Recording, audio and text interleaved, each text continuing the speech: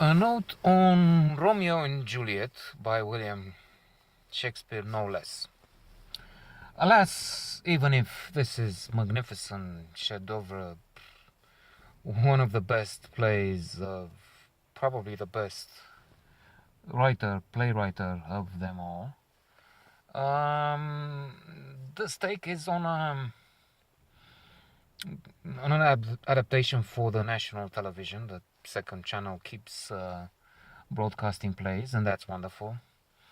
It's less amazing the fact that so far one in four has been good, worthwhile at least, but the rest have been misfires. Same thing goes for this view on the love story, and it is in a way surprising.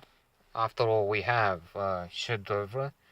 We also had a good, appreciated director, Catalina Buzeanu, and in the cast, actors who have a good reputation. True, none of them is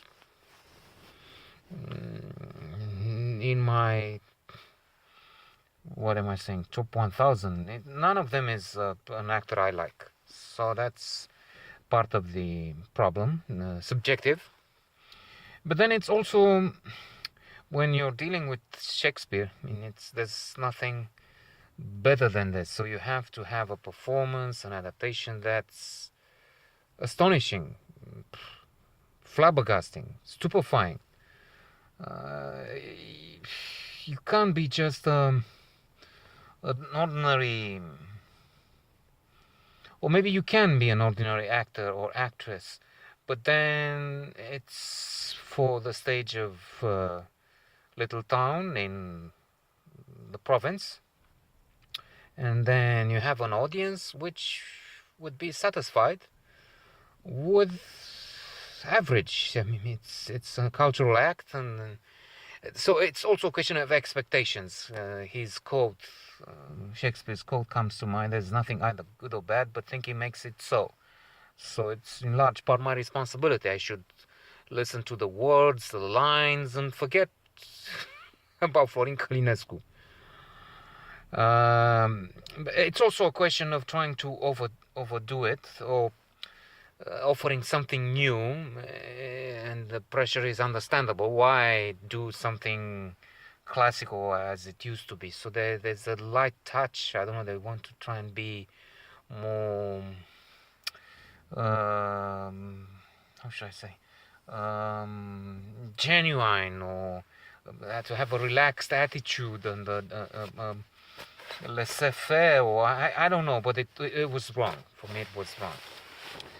It's another thing that it's my fault again, probably. I am mature now, so not so inclined towards modernity, a new look, even if shocking, or and an example came to mind. 25 years ago, I've seen for the first time, it was on television again. I wasn't so thrilled this time. I saw The Goodbye Girl. Richard Dreyfuss is an actor, and the real plot of the film is not irrelevant, interesting for now. It's just the fact that he has to do Shakespeare on stage, and his take on Shakespeare was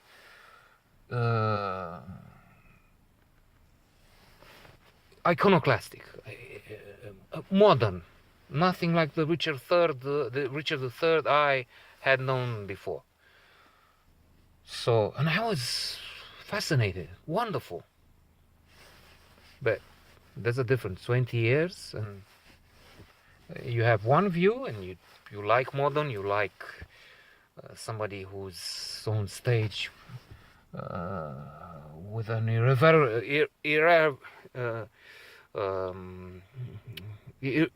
non-respectful look at Shakespeare.